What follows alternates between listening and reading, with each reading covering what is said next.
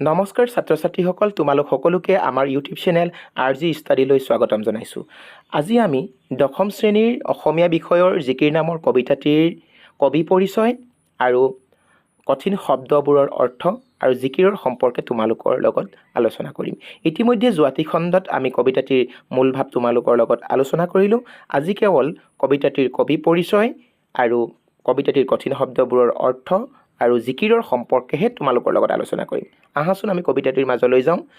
কবিতাটিৰ কবি আজান ফকীৰ আৰু তেওঁ ইছলাম ধৰ্মগুৰুসকলৰ ভিতৰত এজন অন্যতম, যিজনে অসমত ইছলাম ধৰ্ম প্ৰচাৰ কৰিবলৈ বিদেশৰ পৰা আহিছিলে। আৰু তেওঁ আৰৱ দেশৰ পৰা আৰু কোনো লোকে কয় আজমিৰৰ পৰা আহিছিল বুলি কোৱা হয়। আৰু প্ৰায় আনুমানিক সপ্তদশ শতিকাৰ মাজভাগতে গদাধৰ সিংহৰ শাসনকালত তেওঁ অসমলৈ আহিছিল আৰু খুব কম সময়ৰ ভিতৰতে তেওঁ অসমীয়া মাত কথা সুন্দৰকৈ শিকি লৈ জিকিৰ আৰু জাৰি গীতসমূহ ৰচনা কৰিছিল। আৰু তেওঁৰ প্ৰকৃত নাম হ'ল হজৰত শ্বাহ মিলন। এইটো পৰীক্ষাত আহিব পাৰে, আজান ফকীৰৰ প্ৰকৃত নাম কি বা আচল নাম কি? উত্তৰটো হ'ব হজৰত শ্বাহ মিলন। জনশ্ৰুতি মতে আজান ফকীৰেই পোনপ্ৰথমে অসমত আজান দি নামাজ পঢ়িবলৈ মুছলমানসকলক শিকাইছিলে। আৰু তেওঁৱেই অৰ্থাৎ আজান ফকীৰেই আজান দিবৰ বাবে মুছলমানসকলক শিকাইছিলে। লগতে মনত ৰাখিবা যে আজান শব্দৰ অৰ্থ কি? আজান শব্দৰ অৰ্থ হ'ল আহ্বান কৰা। আৰু তেওঁৰ নাম সেই আজান দিবলৈ শিকোৱাৰ বাবে তেওঁৰ নামটো আজান ফকীৰ হয়। আজান ফকীৰৰ জীৱনটো বৰ সংঘাতপূৰ্ণ আছিলে। অসমলৈ আহি তেওঁ বিভিন্ন শাস্তিৰো সন্মুখীন হ'ব লগা হৈছিলে। পিছত আহোম ৰজা গদাধৰ সিংহই আজান ফকীৰৰ মাহাত্ম্য বুজি পায় শিৱসাগৰ জিলাৰ দিখৌমুখৰ সৰাগুৰি চাপৰিত তেওঁক মাটি বাৰী দি মছজিদ সজাই দিছিলে। আৰু তাতে আজান ফকীৰে চকুৰি ভকতৰ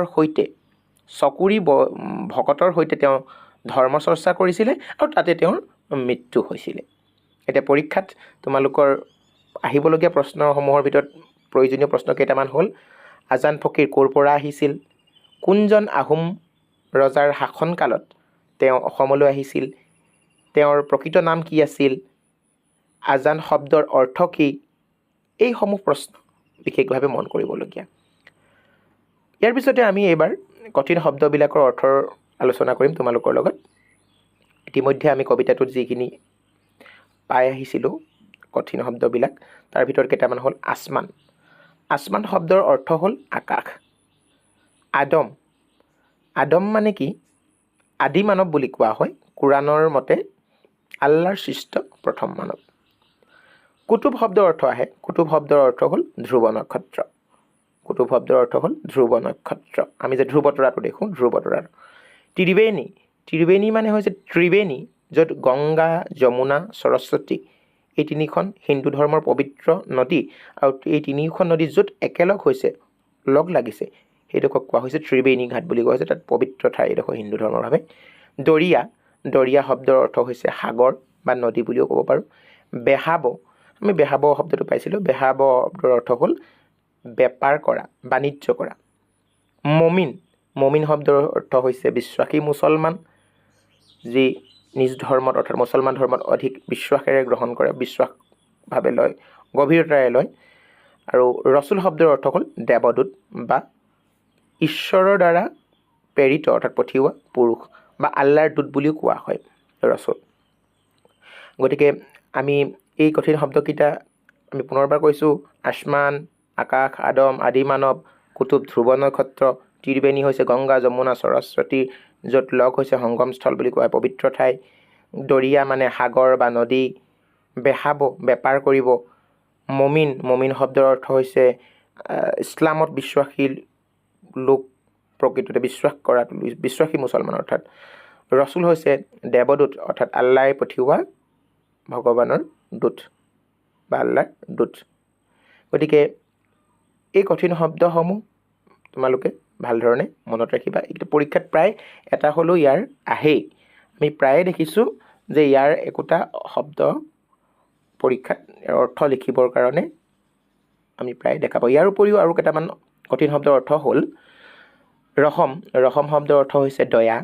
বান্দা মানে ভৃত্য। সঞ্চাৰ তলা লগোৱা, যিটো আমি বন্ধ কৰি দিয়া, আৰু সঞ্চাৰ মানে তলা বা সঞ্চাৰ বুলিও কোৱা হয় ইয়াক, সঁচাৰ।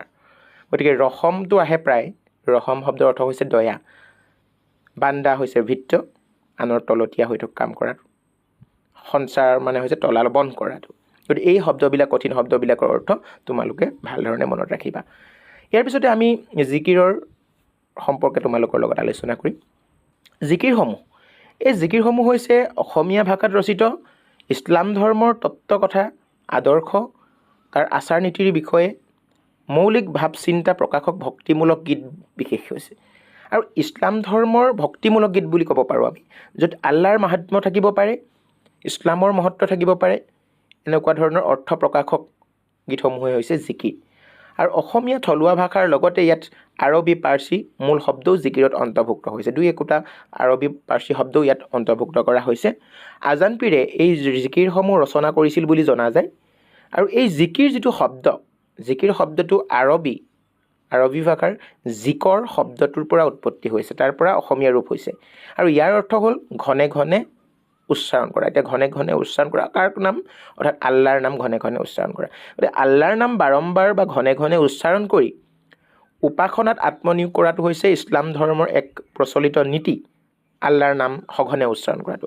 আৰু যিবোৰ গীতত সঘনে পৰম কৰোণাময় আল্লাহৰ প্ৰতি আনুগত্য প্ৰকাশ কৰি, অৰ্থাৎ যিবোৰ গীতত আল্লাহৰ প্ৰতি আনুগত্য প্ৰকাশ কৰি তেওঁক উপাসনা কৰাৰ বিধানসমূহৰ লগতে ইছলাম ধৰ্মৰ যিবিলাক মৌলিক নীতি আদৰ্শ সেইসমূহক প্ৰকাশ কৰা হয়, তাকে জিকিৰ বুলি কোৱা হয়।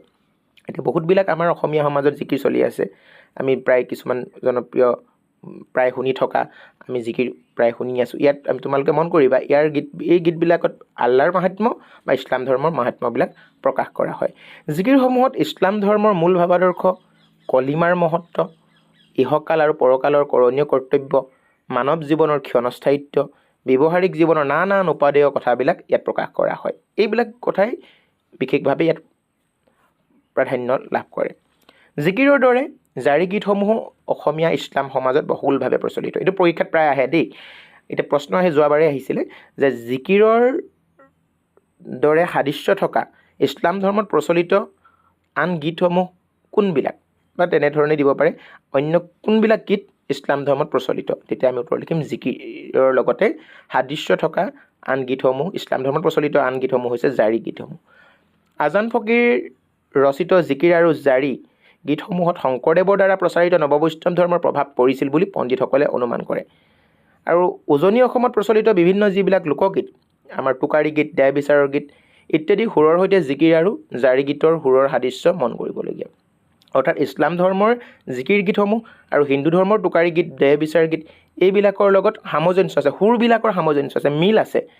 গতিকে সেই সুৰবিলাক মিল থকাৰ কাৰণে আমি ক'ব পাৰোঁ যে শংকৰদেৱৰ দ্বাৰা প্ৰচাৰিত নৱবৈষ্ণৱ ধৰ্মৰ প্ৰভাৱবিলাক জিকিৰৰ গীতসমূহত পৰা দেখা পোৱা গৈছে। আৰু অসমীয়া গীতি সাহিত্যৰ ইতিহাসত জিকিৰ আৰু জাৰি গীতসমূহৰ বিশেষ অৱদান আছে। গীতসমূহ ই এক অমূল্য সম্পদ। আমি বিভিন্ন ধৰণৰ জিকিৰ গীতসমূহ শুনিছোঁ, এইবিলাক আমাৰ টোকাৰী গীতৰ লগত সাদৃশ্য আছে। ই আমাৰ অসমীয়া সমাজৰ কাৰণে এক অমূল্য সম্পদ। এতিয়া দুটামান মই তোমালোকক, আমি পাঠৰ যিটো জিকিৰ, আমি এইটো সুৰত যদি গাওঁ এনেধৰণে হ'ব, ৰহমৰ গিৰিহত তুমি আল্লাহ চাহাবৈ, যদি কৰা দৰিয়াৰ পাৰ। এইটো আমি তেনেকৈ গাব পাৰোঁ। এই সুৰটোৰ লগত আমাৰ হিন্দু ধৰ্মৰ কিছুমান দেহ বিচাৰ গীত, টোকাৰী গীতৰ লগত কিছু মিল থকাও দেখা পোৱা যায়। ইয়াৰ উপৰি বিভিন্ন ধৰণৰ জিকিৰ আছে। গতিকে আমি এই জিকিৰৰ সম্পৰ্কে অকণমান ইতিমধ্যে আমি আলোচনা কৰিলোঁ, আৰু আশা কৰোঁ তোমালোকে পৰীক্ষাৰ বাবে প্ৰয়োজনীয় কথাসমূহৰ ওপৰত ভিত্তি কৰি আমি আলোচনা কৰা বিষয়সমূহ বুজি পালা নিশ্চয়। গতিকে আজিৰ পাঠটো আমি ইমানতে সামৰণি মাৰিব বিচাৰিছোঁ, আৰু পৰৱৰ্তী সময়ত এই কবিতাটোৰ প্ৰশ্নসমূহৰ তোমালোকক PDF আকাৰে ইয়াত দিয়া হ'ব।